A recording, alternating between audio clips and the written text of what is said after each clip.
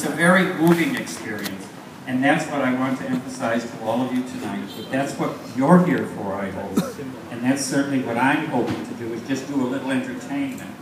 My goal is always that whenever you leave here, you'll be a little bit happier than when you came in.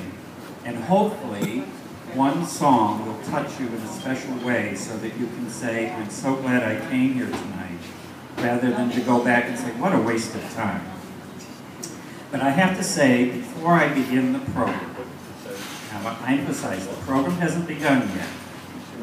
I have to tell you a little story about this lady from Australia that I've come to know in the past couple of weeks. I won't mention her name, you know. It's not her fault, she's from Australia. Everybody's got a penance to wear. But at any rate, she became very enamored of one of the vendors. In fact, many of the vendors on the beach. But every afternoon about 2:30, if any of you who go to the beach will know exactly who this is, you'd hear my lady friend go, ice cream car!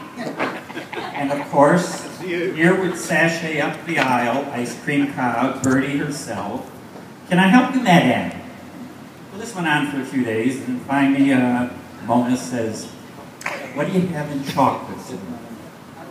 And Bertie says, Madame, I'm sorry, I don't have any chocolate today. And Mona thought for a minute. She says, well, all right, just give me one of those chocolate coronet cones. Bertie looked at her and says, Madame, I don't have any chocolate.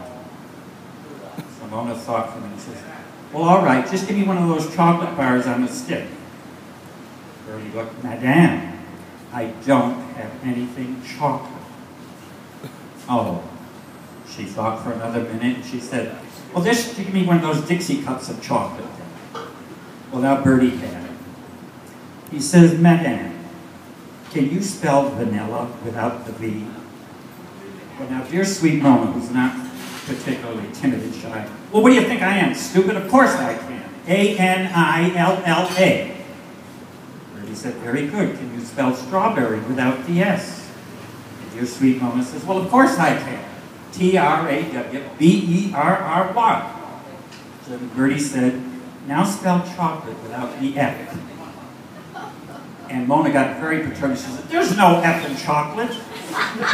And Bertie, without missing a step, said, that's exactly what I've been trying to tell you, madam.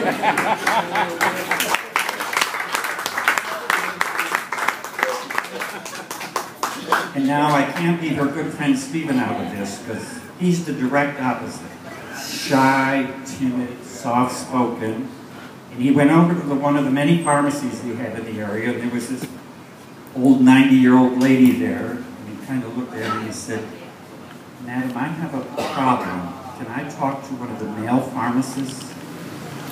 And the little old lady said, there are no male pharmacists here.